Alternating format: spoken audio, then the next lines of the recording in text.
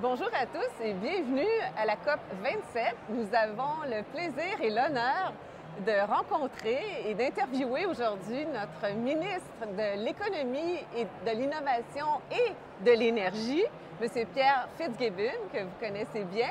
Alors aujourd'hui, M. Fitzgibbon est avec nous. Il est à la COP 27 pour la première fois qu'il participe à une COP sur les changements climatiques. M. Fitzgibbon, bonjour. Bonjour Mme Lauzon et bonjour tout le monde. Et donc, bienvenue à la COP. Merci.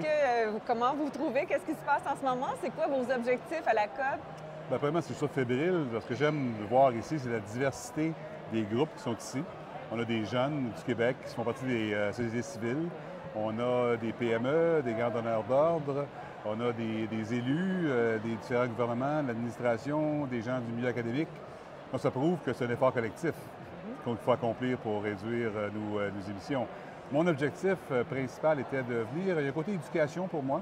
En tant que ministre de l'Énergie, je voulais comprendre un peu la dynamique. On sait que l'énergie est un levier important pour atteindre nos objectifs de réduction de nos GES. On parle de 30 mégatonnes ici au Québec. Et en même temps, nos entreprises du Québec, on a beaucoup de PME qui sont ici. On a 20 entreprises du Québec, 40 personnes. C'est vraiment intéressant de voir ça. Il y a une autre quarantaine de personnes qui viennent du milieu plus civil.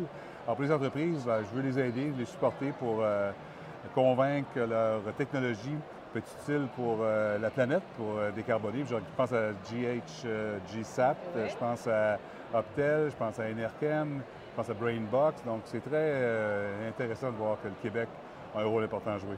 Et je peux vous dire, pour avoir assisté à une réunion avec vous, vous êtes très à l'écoute des entreprises aussi, de leurs besoins, puis on sent que vous connaissez déjà vos dossiers. Et parlant de dossiers, comment vous voyez votre rôle maintenant que vous avez l'énergie dans votre portefeuille? Écoutez, moi, je travaille très, très bien avec mon collègue Benoît Charette. Benoît, qui est maintenant un vétéran au niveau de l'environnement, Benoît a fait son programme du plan Économie verte 2030, dans lequel nous pouvons, au ministère de l'Économie et au ministère de l'Énergie, être en complémentarité avec Benoît. Donc, moi, je trouve ça très intéressant. Et effectivement, je pense que l'économie, comment on aide nos entreprises à se décarboner, comment on aide nos entreprises à décarboner les autres, comment on va travailler avec Hydro-Québec pour être parcimonieux, j'ai toujours dit, c'est comment on va utiliser nos électrons d'énergie verte, d'énergie renouvelable, je devrais dire, pour, oui, créer de la richesse, mais en même temps aider à la décarbonation. Je pense que ça, c'est un défi qui est très intéressant, qui est très motivant, je devrais dire. Oui, sûrement. Vous avez toute une nouvelle équipe aussi, j'imagine, qui va travailler avec vous dans le dossier de l'énergie. Mais heureusement, la plupart des gens qui étaient au ministère de l'Énergie naturelle, le E du MEARN, est transféré à l'économie. Donc, il y a une continuité, on ne part pas à zéro. Mme Deschênes, Dominique Deschênes, qui est la soumise adjointe, va continuer avec nous autres. On a une continuité, on va avoir des nouvelles ressources, puis on va intégrer ça avec le développement économique. Donc, je pense que ça va être une belle collaboration. Oui, on a bien hâte en tout cas, parce qu'on pense que ça va être très énergisant. Oui. Et puis, comment voyez-vous le rôle des bioénergies? Bien, écoutez, quand on regarde au Québec, je regarde les gros morceaux, on a 44 de nos émissions qui viennent des transports. On a 29 qui viennent des industries. Les transports, on ne peut pas tout électrifier. On va en électrifier peut-être le 2/3, je n'ai pas le chiffre exact. Au niveau des industries, on électrifie une partie, peut-être la moitié. Donc, il va manquer d'énergie renouvelable pour décarboner complètement ces deux secteurs-là. Je pense qu'on a deux choix. Il y a la bioénergie, puis il va y avoir l'hydrogène vert. Oui. Alors, une des raisons pourquoi je suis venu ici, c'est que j'ai passé la journée de mardi dans des panels auxquels j'ai participé, auxquels j'ai écouté des conférenciers de renom pour comprendre comment on va utiliser l'hydrogène au Québec, considérant qu'on n'a pas des électrons verts à l'infini. Il faut choisir. Est-ce qu'on fait de l'hydrogène? Est-ce qu'on fait plus d'éolien? Bien, ça va être un mélange des deux. Alors, la bioénergie, votre question, je pense que c'est très important. Puis on a au Québec un avantage comparatif avec la biomasse. On a beaucoup de biomasse. Alors, des sociétés comme ArcelorMittal, c'est public, maintenant, regardent comment utiliser le biocharbon ou le biochar, l'huile pyrolytique, pour pouvoir remplacer de l'énergie fossile. Alors moi, je pense que c'est pas juste l'hydrogène, pas juste l'électricité. Alors comme ministre de l'Énergie, il faut donner autant d'importance à l'autre énergie complémentaire, et plus on va pouvoir faire de la bioénergie, moins on va avoir de pression sur l'hydroélectricité ou sur l'éolien. Donc, c'est une combinaison de différentes énergies. Puis je veux juste en passant, je peux dire qu'après avoir parlé à des gens du Danemark, de la Suède et d'autres pays, on a un avantage comparatif au Québec. On est privilégié, mais il faut être rigoureux. Il faut faire attention à comment on va utiliser nos ressources. Je pense que ça nous caractérise bien. On va collectivement arriver aux bonnes décisions. Puis comme vous le dites, on a la chance d'avoir une multitude de bioénergie. Alors, on est chanceux. Le Québec est bien positionné pour exporter ses technologies propres et pour faire savoir aux partenaires commerciaux comment réduire leurs émissions de gaz à effet de serre. Comment croyez-vous qu'on peut faciliter l'accès au marché pour l'exportation, entre autres? Bien, on parle d'exportation, pour moi, de technologie ou d'énergie. Parlons de technologie. Brainbox, l'équipe de direction est ici. Ce qu'ils font pour rendre plus efficient l'énergie des édifices commerciaux, c'est phénoménal. Alors, ils sont capables maintenant, avec la délégation du Québec, d'avoir des différentes juridictions, différents pays. Ils peuvent promouvoir leur technologie. On commence à avoir des succès. Je pense à GHG-SAT, satellite. Vous savez, ils peuvent détecter via des satellites les poches de méthane. Éventuellement, ils vont prendre le dioxyde de carbone.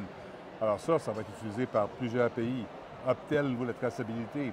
Enercam, je viens de croiser un des dirigeants Enercam avec tout le méthanol qu'ils vont faire à partir de biomasse et d'hydrogène dans le cas du Québec.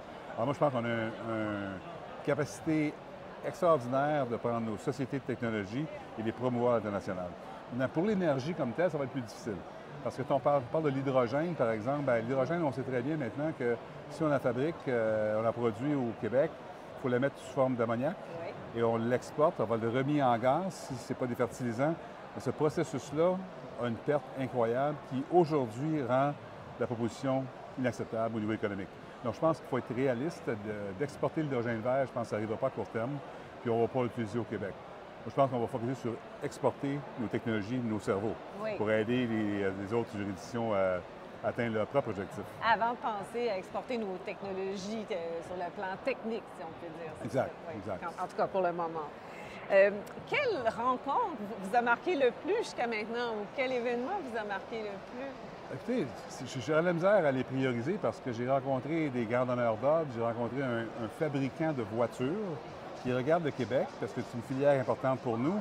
Ça, c'est un bon exemple. La filière des batteries au Québec, pour aller jusqu'aux cellules, ça n'aide pas le Québec avec ses GES, mais ça aide l'Amérique du Nord. Donc, on a un rôle à jouer au niveau aussi de l'exportation, dans ce cas-là, pas d'énergie directe, mais indirecte. C'est incroyable de comprendre que ces gens-là, la compagnie en question américaine, regardent les juridictions où elles peuvent investir. Le Québec devient très attirant à cause des énergies renouvelables. Bon, encore une fois, il faut être parcimonieux, on ne peut pas tout faire. J'ai rencontré des gens de la Suède et des gens du Danemark qui ont appris à mieux consommer l'énergie que nous consommons. Des exemples. Exemple, j'étais en Suède avec Business in Sweden, puis les gens nous montraient des applications. J'avais déjà vu une application où les gens regardent, là, la laveuse à vaisselle, là, on ne la part pas tout de suite parce que ça va coûter 8 sous le kilowattheure, puis oups, rendu à minuit, c'est rendu 0 ou 1 sou. Tout le comportement des individus, je pense qu'on a un gros travail à faire au Québec. Je sais que Mme Brochu, chez Hydro-Québec, est prête à ça. Je pense qu'on va pouvoir commencer à travailler sur l'efficience de l'électricité. On en consomme trop, oui, mais on en consomme mal aussi. Et ça, ce qu'on peut sauver sur l'utilisation, ça va permettre de faire des projets qui vont créer de la richesse décarbonée. Alors, je pense qu'il y a toute une roue qu'il faut faire ensemble. Alors, ça, c'était une bonne rencontre. Les PME, moi, je suis impressionné par nos PME du Québec. Je suis enthousiasmé de voir comment on peut rayonner à l'international.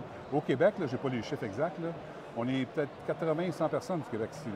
C'est probablement une des grosses délégations de la COP 27, malgré notre petitesse, entre guillemets. Alors moi, je trouve ça très le fun de voir ça. C'est vraiment, tout le monde est très, très heureux que vous soyez ici avec nous. Et puis, comme vous l'avez entendu, M. Fitzgibbon maîtrise très bien ses dossiers. En peu de temps, sûrement que vous les connaissiez en partie, mais quand même. M. Charette m'a aidé beaucoup. Bon, Benoît m'a aidé au fil des ans. Tant mieux. Merci beaucoup pour cet entretien.